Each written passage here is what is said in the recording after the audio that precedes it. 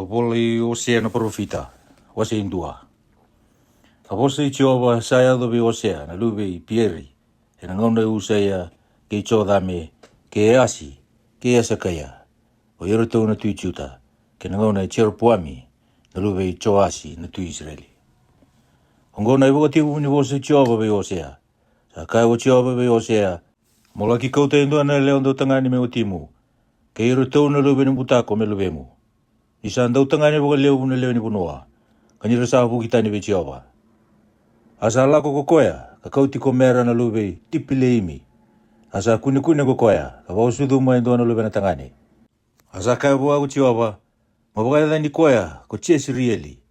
Ni sa voele lai, ka unangai dhunru waka nandrai Jezreeli, kina matangali cheu. Ka wautia na matini tu ni matangali Israeli. Ie na edo ena singa koya, ka unamusuka nandakai Israeli, ena Buddha, ko Jezreeli. Asa kuni talo ko koya wakasudu mo endo na lube na elewa. Asa kaya bua ko koya, mabagay ni koya ko lo ruama. Ni unasianga ni lomani ira tale na matangali Israeli. Au na kautira lai bisaranga, ia kau na lomani ira na matangali Juta. Wakambula ira na linga Jehova na nandakalu. Ia kau na sianga ni wakambula ira na nandakai. Sena isele wau, sena iwalu, sena ose, sibe ira na ndawanda ose. Ia nisa kali lo ruama ko koya, sangay kuni tale. Kasabo sudu mo endo na lube na tangani. Asa kaya ko koya, mabagay ni koya kolo ami. Hindi usa sianga ni nung kutamata, iya ko yau, kau na sianga telangani no mundu kalu. Iya na kenre wili na Israeli ya na wakana mati ni nuku ni waitui. Sa sianga ni wakaroti, si wili rawa. Iya ena ado, ena asana ka kay nagikina beira, daw sa sianga ni nung kutamata. Ena kay nagikina beira, daw sa lubi ni kalumbula. Arangay songo ni wata na Juta kena Israeli.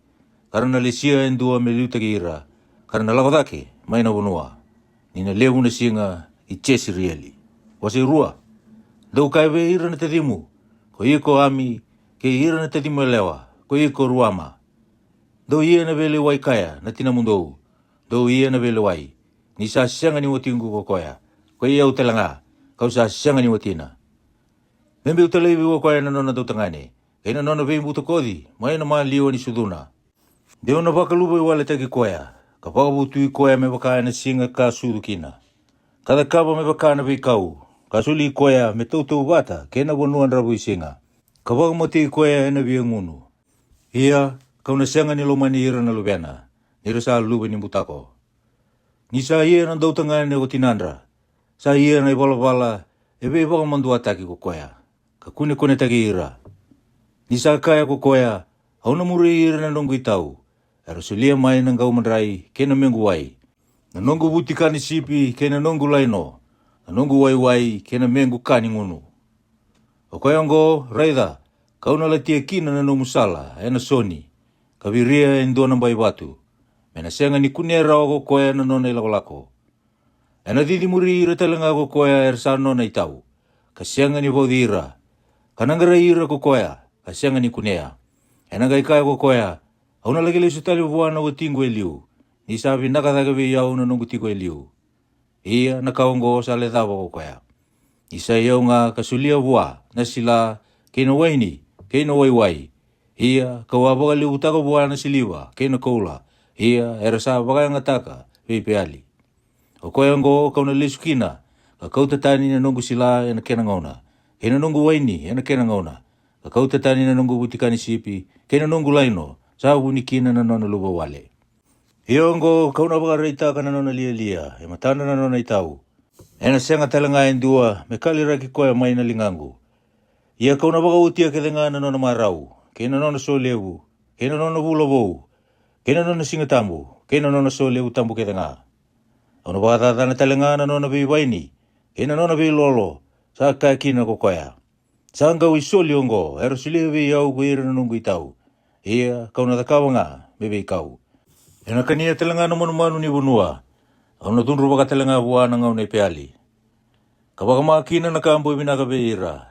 Kabaka uku taki koya, ena mama ni uduna. Kena nona kani uku. Kamuri hira na nona itau. Ia, sangwila tabi au. Sa kaya ko Jehova. Ia karaida, kau na roi koya, kakau ti koya kina bei kau. Kabosa wakayalo vinaka bua. Ia kauna bulia bua na nona viweri ni waini muri. Kena mbudha ko akori. Lebuni nona wakana na vinaka. Ia ena sere maike ako koya. E wakai na ngauna sa ngone leo kina. Ka wakai na ngauna kala ko taki maikina ko koya. Maina bunua ko isipita. Ia sa kai ko chiwawa. Ena singa koya. Kona kai wakatokai au ko isai. Ka sianga ni wakatokai au tale ko peali. Yuna kautatani na dhanda ra peali. Maina ngusuna. Ena senga talangani na numi na edandra. Ia ena singa koya kauna ia na bela lati ena bukundra. Kena manu ni unua. Kena manu buka. Kena kasa anga siboli ena gele. Ia kauna musuka tani maina unua na dakai. Kena isele wau. Kena ibalu. Kale wa mera koto sombu. Ena bagadengu. Ia kauna tauri iko mo tingu kasianga ni mundu. Ia kauna tauri iko mo nongu. Ena yalo ndondonu. Kena lewa ndondonu. Kena yalo binaka, kena yalo loloma.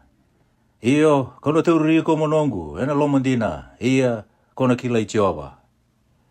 Iya ena singa koya, auna rongoda, sa kaya ko chiova. Auna rongo yani kina mati nilangi. O koya talanga ena rongo yani kina burubura. Ko burubura talanga, ena rongo yani kina sila. Kina wai, kina waini. Iya ena kaya talanga koya ena rongo yani, kichesirieli. Ia kauna kambura ke koya, ena wonua menongo. Kauna lomani koya, sa senga ni lomani. Kauna kaya talanga beira er sa senga ni nongu tamata. Koi ke mundo uno nongu tamata. Karena ndui kai mai, koi ke muni, sa nongu kalou. Masitulu. Sanga ikai be au chiova, mola ko tale. Momani lomana na lewa, sa andau lomani bua na wekana. Kasa andau tangani nga. Me wakana loloma i chiova beira na Israeli. Erangole beira na kalou tani, kabina kata na bilo ini. Awanga ibuli koya menongu, ena tiki ni siliva, tini kalima. Kandua na o meri parile. Kandua na afa o meri parile. Awaka ibua, mutiko nga, monongu kambogi bunga. Mukaku ni ena dau tangane, mukaku ni nona na tamatatani. Ia kuya utalanga, kauna nomunga. Nina mbongi bunga na nona tiko, na Israeli kasianga na nona tui. Sena turanga, sena isoro, sena matakau, sena efoti. Sana terafimi. Ahoti, erananga ilesu mai na Israeli. Kangarabi chiova na nanda kalou. Kei te vita na nanda tui. Karena rero bagi chiova, kena nana laloma. Ena ngau na mai muri. Waseva, dorongoda na bosa i chiova. Koi ke mundo na Israeli. Nisa andua na beileti chiova. Ke ira na leo bunga ni wanua. Nisa sianga na bosa ndina. Sena laloma. Kasa sianga ni kilai na kalou. Ena wanua. Haruru, kena bosa lasu. Kena lamba, kena mutako, kena vei mutukodi, sa ia tiko. Ia na pakantamin ra, sa vei tarabi tiko. O koyango ena tangi kina na wanua. Harana dui dengoa da keta nga ko ira tiko kina. Kena manu ni wanua, kena manu buka. Iyo, na ika talanga ni waitui, ena kautani. Ia me kaku endua vei ke mundo me ia na vei leti. Se me ia na vei unau dikaya endua. O ira na kainomu, era wakata kira, era sa ia na bileti kina bete. O koyango kona tungi kina, ena singa. Ia, dano tungi wata talanga kina profita, ena bongi. Ia, kauna wakarusa koe talanga, na tinamu. Era sa rusa ko ira nung kutamata, ni saya libe ira na buku. Ni ko sa ambiuta na buku, au nang biti ko talanga. O kaakua ni bete ti ko beyau. Ni ko sa ngule dawa na bunau ni nomukalou. Ko yau talanga, kauna ngule dawa ira na lubemu.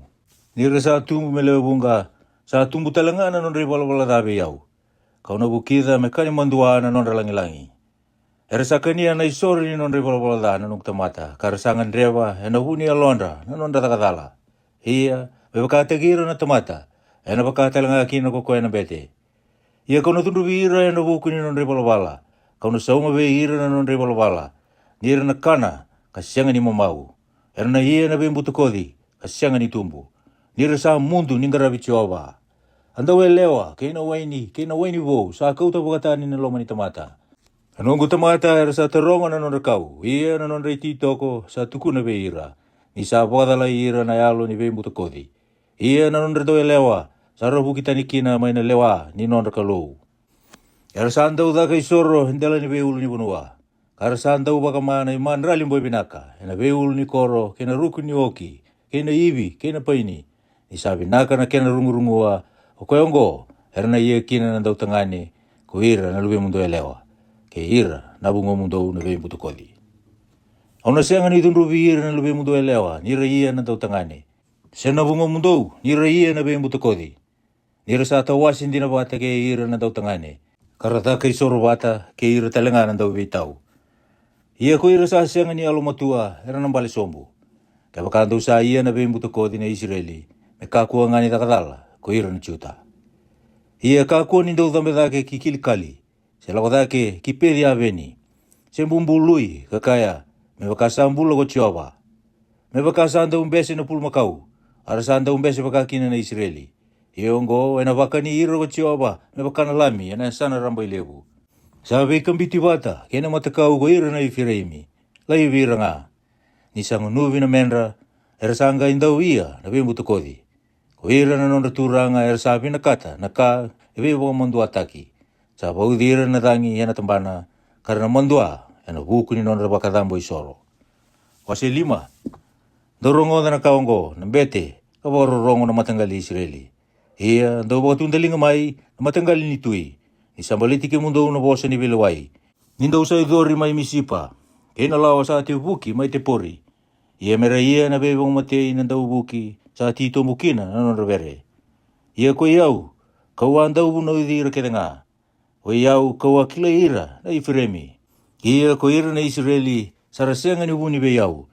Ni usanga ia na bembuto kodi ko ike mundo na Ifiremi. Sa wakon tukuntu kalitaki ko ira na Israeli. Sarasenga ni lewa na nonra itobo mera lesu wa na nonra kalou. Ni sa tiko elo mandra na yalo nindau bembuto kodi. Kara sa senga ni kila Jehova. Ia na nonra bebe lewu na Israeli sa tukunira ena matana botu. O ko eongo ena nambalikina ena nonra takadala ko ira na Israeli ke ira na Ifiremi. Ko ira na ciuta ena nambale wata talaga ke ira. Ena lago wata kina nonra ngel ni sipi kina nonra ngel ni pulmakau. Mera ngarai Jehova. Karena senga ni kuni koya. Sala ko teni be ira ko koya. Saraba kaisi ni Jehova. Ni sa ngone ni tani era sa pakasuduma. Sa bulan dua nga era nangai pakauti wata kina nonra bota-bota. Ndo ubuda na kone ti mai kipea kina ndabui mai rama. Tambalaga na kaila mai pedi aveni. Sa didi muri iko ko iko peni chamini. Ena lala ko Ifiremi ena singa ni bedun rubi. Kau sa bakatakila na kandi na be ira na be matanggali Israeli. O ira na turanga ni ciuta, era sa bakataki ira, era kisira na yala. Ia, kau no sorobaka na nungudundu, be ira me wakana wai. Sarabaka saurara taki na Ifiremi, kamusuki ena be lewai. Nira binakata, mera muria na ibaro, ia kuyau, kau na baka na sarasara, be ira na Ifiremi. Kau baka na bakabuda, be ira na matanggali ciuta. Nira kunea na nonra mate ko ira na Ifiremi. Kina nonra hue ko ira na ciuta. Era sangai lako ko ira na Ifiremi ki Asiria. Katalaki buana tui cerepi. Kasasenga ni bakambula iki mundo rawa o koea. Se bakamabotaka na nomdo bue. Ni una wakana laiwoni ve ira na Ifiremi. Ka wakana laiwoni sa ngone ve ira na matanggali ciuta. O iau, iyo, ko iau. Kauna ia na vendra sulaki kalakotani. Auna kau tatani, kasianga indua mena kali raki koya. Auna lagi lesu tale kina nongu tikina, mera waktu sa amanda na nonda kango lewa na matangu, nira sara rawa, era nangkai bakasangara iau taundonu. Wase ono, menda mai lesu ve Jehova, nisa ia na vendru sulaki. Kasana wakambula ikenda talanga ko koya, sa ia oti na veya viti. Ia, ena wauda talanga ko koya na nonda maboa. Ena wakambula ikenda ena bongi rua, ena bongi tolu, ena wakaturi kenda tale, enda nangai mbula e matana. Enda nangai kila, kebaka enda nangu mutua me kila Jehova. Sa wakarau tuna nona laku mai me wakana mataka. Iyo, ena laku mai ve ikenda, me wakana uda. Me wakasa tau na uda, iyo, na uda tau muri, sa wakasusu ataka na burubura. Adaba me udakaba ve kimundou, na Ifiremi. Adaba me udakaba ve kimundou, na ciuta. Ni sa wakana o ni mataka na numundo yalo loloma. Ka wakana tiangu sa elisara na mataka dada. O koyango kau sa tamusuki ira kina ve ira na profita. Kau sa mate ira ena bosa ni musungu. Ia na numundo dunrubi sa wakana rara masala ko buliani. Na yalo loloma nga kau sa binakata. Kasi ngay na imanrali.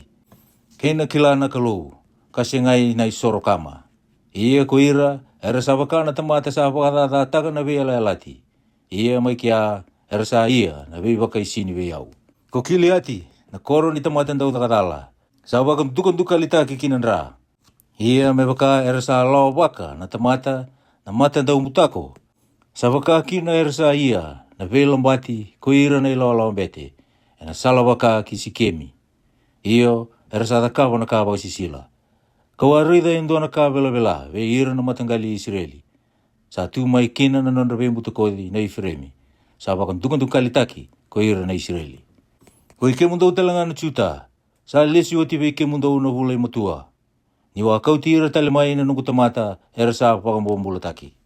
Wase vitu, ni wa via wakambula ira na Israeli, sa ngai wakabutui mai na takadala i Efraimi. Kina da i Samaria, era sa takataka wakailasu. Ia sa dur mai na tau mutako, kara ia na vei wakadadani mai tau tumba, na mata tau mutako. Ara sa sianga ni kaya elomandra, ni kau sa na numatiko, na nonra ta kere. Sa ngai wakabuli tira na nonra walawala, sa tunga e matangu.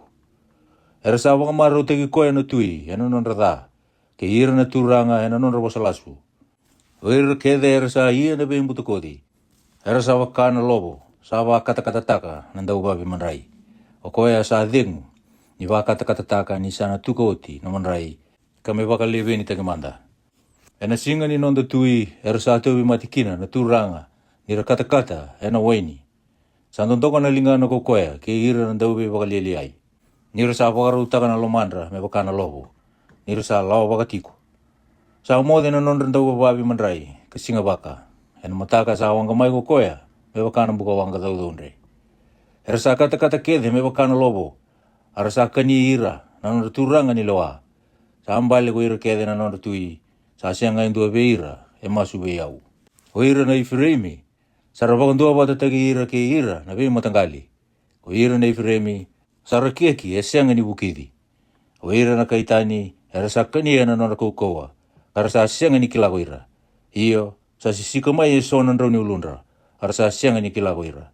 Ia na nonra bebe leu na Israeli sa tukunira na matana botu. Ara sa sianga ni lesu vechova na nonra kalu. Se wakasanga rei koea na huku ni kake de ngaungo. Ia ko ira na Ifremi, era sa wakana rube se sewa, sianga ni wakayalo. Era tangi nga ki chipita, era lako via Siria, nira lako, au na te buka na nongulawa mera wa ira. Au na kau tira sombu, me wakana manu buka. Au na wakana kuita tagira, me wakani sarungodi yana nonra songo. Eda ve ira, nira sa anrota ni ve yau. Nadanga ena rawa ira, nira sa talendendre ve yau. Indina, kau abang bula ira. Ia era sa lasu tagi au nga. Kar sa sianga ni tangi ve yau, mena puni lo mandra. Nira ngongo lo koto, ena non rinda undao. Ena huku nga ni sila, kina waini, era sa songo ni watakina. Kar sa hukita ni ve yau. Ia ko yau, kau abang buli dira, kawa kau kotaka na lingandra. Ia era sa wakana numu na verda ve yau. Era lesu, kasengai wa sa de sara. Era sa wakana da kain daulasu. Ena mbale na isele wa uweira na nonda turanga. Ena buku ni dhundu ni amendra. Akaongo, era na wakalili e kina. Ena wanua ko ichipita. Wase walu, metoka kina ngusumu nonda bui. Kakaya, ena lako mai ko koea. Me wakana ikeli, kina wali choba. Nirsa wakadada taka na nongu bela lati. Karasa tala indre kina nongu bunau. Era nandu itangi we yau na Israeli kakaya. Kemuni na nongu kalau. Kei tau sa kilai kemuni. Sarambiu tana kabinaka ko ira na Israeli. Era wakasawira kina na meta. Era sambulia e sono tui. Kasianga ni bube yau.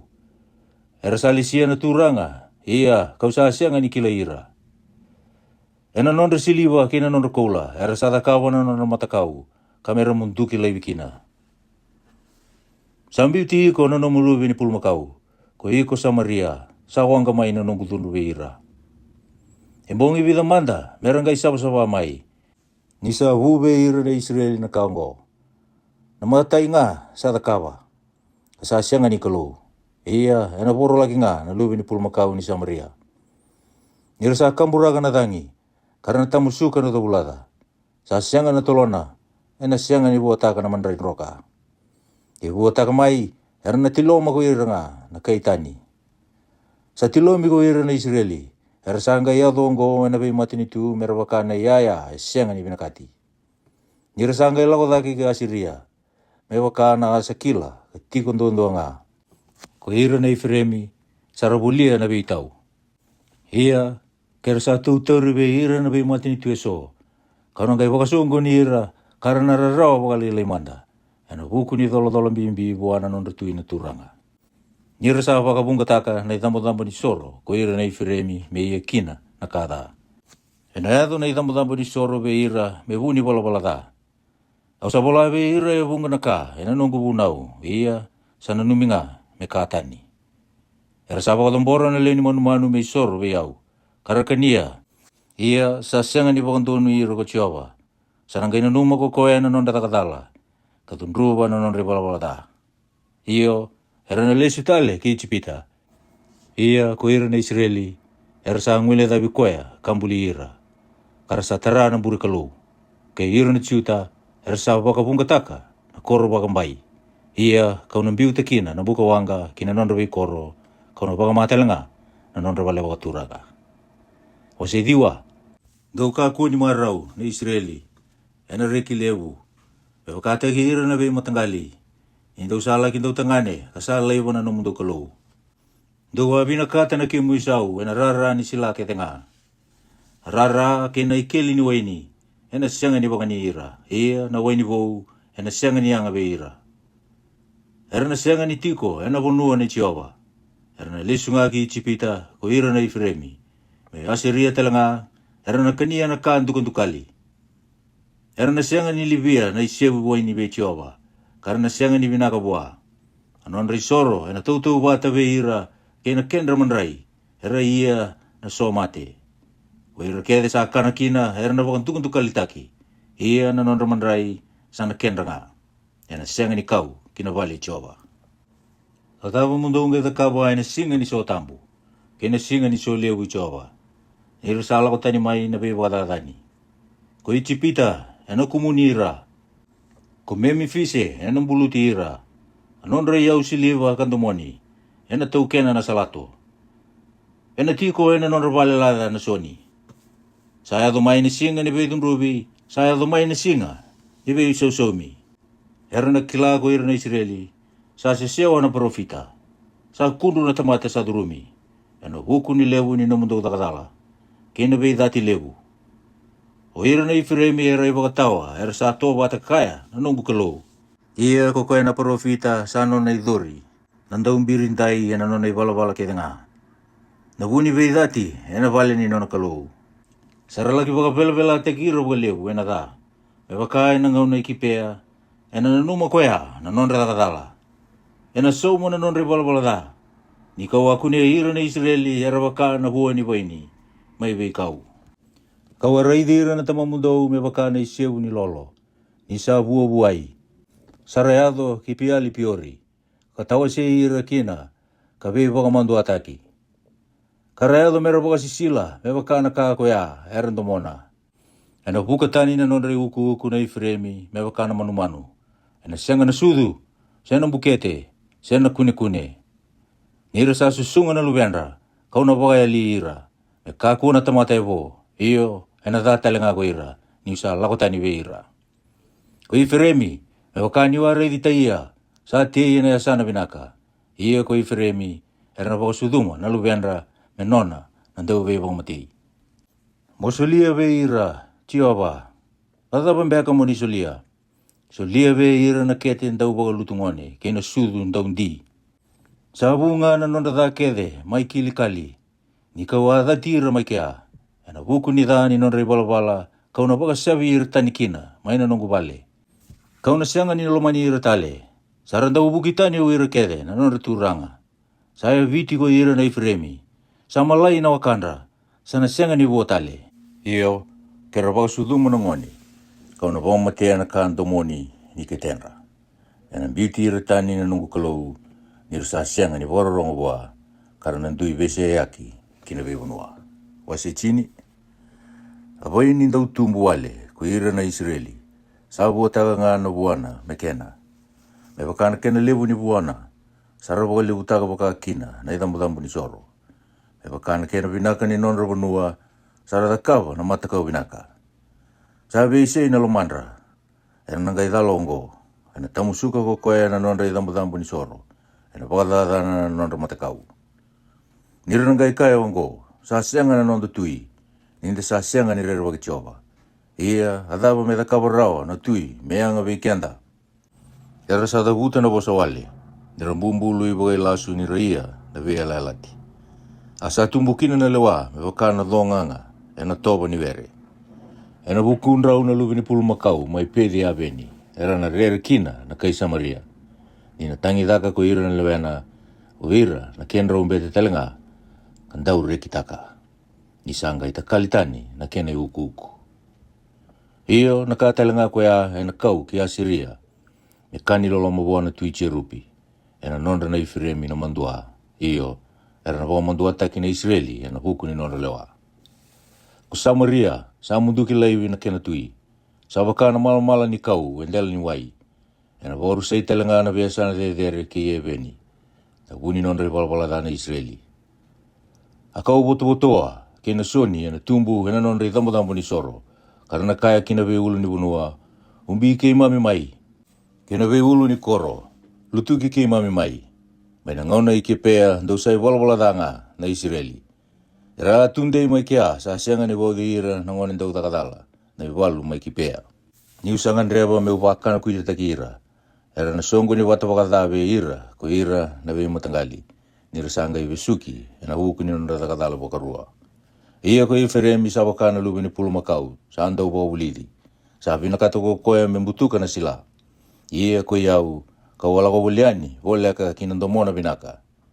Auno bako bondoka endua ve i feremi, ena ia na duki ko chuta, ena ia na lau ko chia kope.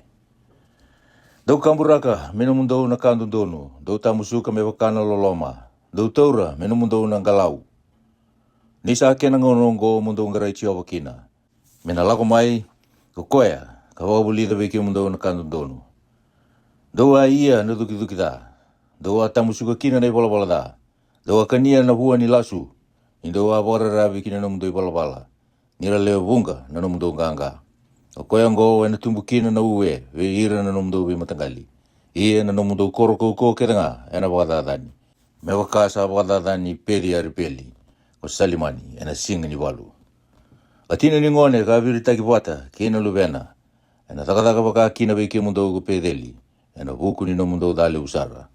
E na munduki lai usara, na tu Israeli, e na ndombao ngana mataka. Wasi e chini kandua? Ni sa ngone nga ko Israeli, ka waloma ni koea, ia ka wakadiwa na luvengu mai chipita. Ni rasa kadiwi ira, rasa alakotani nga ve ira. Sa rasoro ve ira na peali, ia baka maana kambo ibinaka kina matakau deu. Ia ka wawa uli ira na ifiremi, ena lako, ka taura na lingandra, ia rasianga ni kila ni wawa umbula ira. Enandali ni tamata ka watumbiri ira, ena ibau ni loloma, ia ka wakataki ira, rasa alaveta, na ibau mai na musunra, ia ka watau da ve ira na kakana. Na sianga ni lesu tale kina bunua ko ichipita, ia na kai asiria, ena nonda tuinga ni rambese ni ve butuni. Ia na isele wau ena tau kina nonda ve koro, wagotia na tambana, kakania, ena buku ni ka erambosea. Ia na nungu tamata rasa ngunga, mera bukitani ve yau.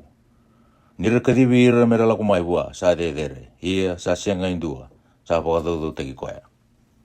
Auna laivi ko wakaibei i Furemi, auna suli ko yani wakaibei i Israeli, auna suli ko wakaibei mo tautou wata ke atima, auna kadiwi ko wakaibei mo tautou wata ke sepoimi.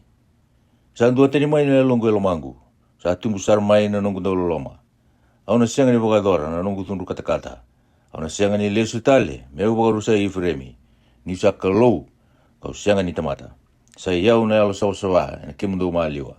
Ia kauna sianga ni duru kina koro. Era na murichi awa, era ngai tangi ko koea me wakana leiwoni. Ni sa tangi ko koea, era na ngai lago re mai ko era na lubena, mai ra. Era na lago re mai ichipita, me wakana manu buka. Ka wakana rube mai na bunua ko asiria. Ia, kauna wakatau ki itaki ira tale, ena nonda vale, sa kai ko chioba. Sarawa buli tiau ena la sugaira na ifiremi. Kena matangali Israeli talanga ena baiwa kaisini. Ia ko ira na ciuta sara lewa batitiko kena kalou. Kasa lomandina hua sa alo sabasara. Wasi chinigarua. O ira na ifiremi era sa kanadangi. Iyo era sa muria na dangi mai na tuidake. Ena beisinga kedenga era sa kuria na wasalasu kena bagadada. Karasa ia na vei alati ke ira na kai asiria. Wai talanga sa kau ki chipita. Sandua talanga na ka e vei titaka ke chuta ko Jehova. Ia ena dundu viche kope ko koea me wakana nona i balabala. Kana saumi koea me wakana nona dakadaka. Ena ke te itinana sa tauro ko koea na buku ni awa i tuakana. Ia ni sa kouko ko koea sa ngumutua wana kalou. Iyo sa ngumutua vi koea na ngilosi ko koea kasaro i koea. Sa tangi ko koea ka vau mamasubua. Ia sa kuni koea mai pedeli ko koea. Ka vau sakina vi kenda mai kia. Iyo ko Jehova na kalou ni leubunga. Ko Jehova na edana, endau kila ikina. Ia ko iko, malesu mai kina wana no mukalou. Mawang bauta na iwalawala loloma, kena kandun donu. Ka waraki ko etiko nga no mukalou. Sandua nandau vewoli ko koea. Ai wakarau ni bimbi ndau lasu sa tu elingana. Sabi na kata mi ia na vevakasaura rataki. Asa kaya ko ifremi, au sa butinio nga. Au sa rawatanga e sona nungu iau. E na nungu takataka keda nga, era na siyanga ni kunia vi iau na takatala me iwalawalda.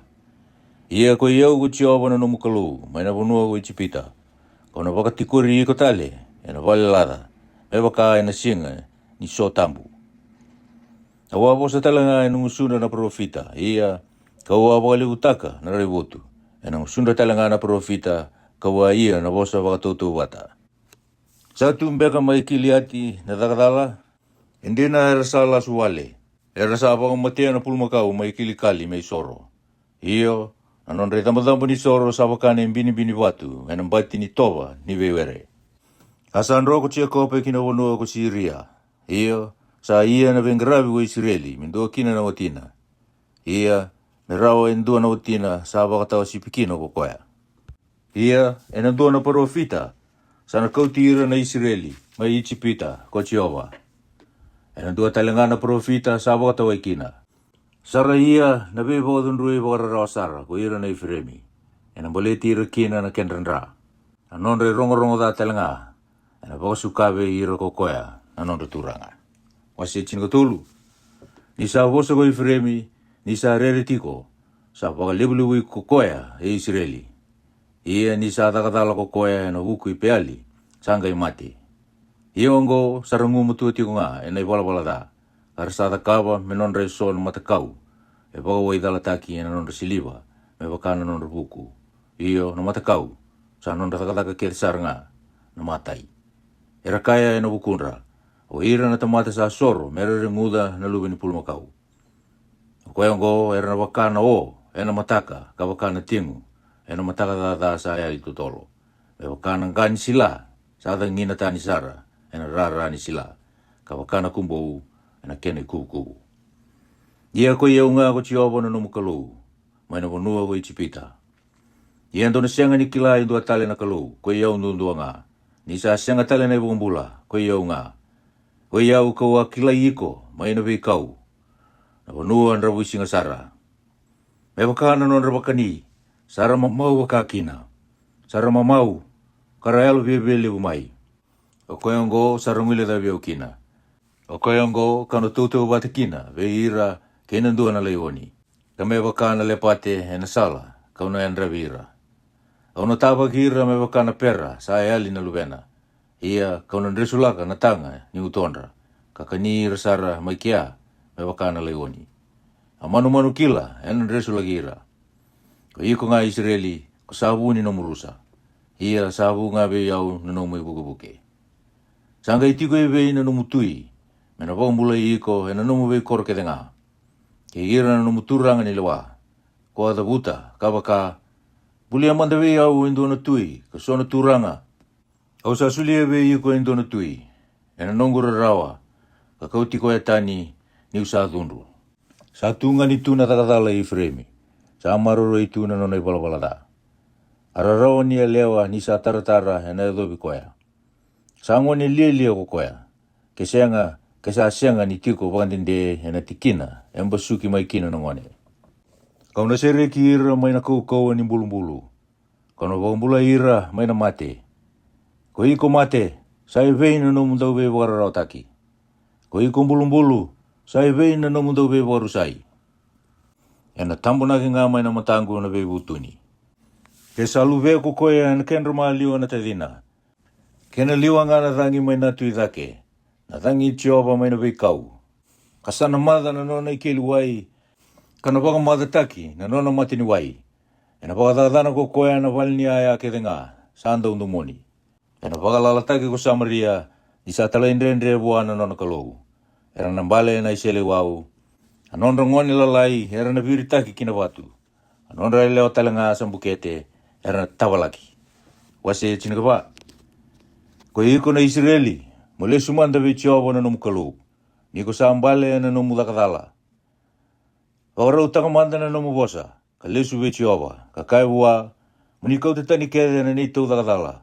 Ka muni yalo vinaka mai ve keitou. Keitou na kaitambora na imandrali. Ni tembe ni ngusui keitou. Ena sianga ni wakambola keitou go Asuri. Keitou na sianga ni bondo ose. Ia keitou na sianga tale. Ni kaya kina dhaka ni lingai keitou. Ke mundau sa neitou kalou. Isai ke muni ngā salomani koea. Na luwe ni ali. Au na wakambola ira mai na nonra tabubuki. Au na lomani ira ngā. Ni sa sukata ni mai buana nungudunru. Au na wakana tengu ve Israeli. Ena tumbu koea me wakana via. Katina wakana me wakata kile panoni. Ena tete ani na kena tumbu doke. Ena wakana wuni o lebe na kena rei vinaka. Ena kena moe vinaka ena wakata kile panoni. Ena na lesu mai go ira era tiko ena kena rurungurungua. Ena na mbula tale me wakana sila. Katumbu me wakana waini. Na kena irongorongo ena wakana waini nila panoni. Ena kaya ko Efremi. Me anga tale wakazapa be iau na matakau. Ko iau kau sarongoda. Ia kau na wakareidi koea. Au sa wakana wuni nda manu mbula.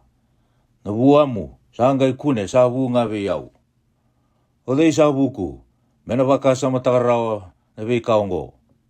Kaya lo matua, mena kila rawa na ve kaongo ni sandundonu na sala i tioba. Ko ira na alundundonu, era na muria. Ia ko ira na talindendre, era na mbale ngakina. Amen.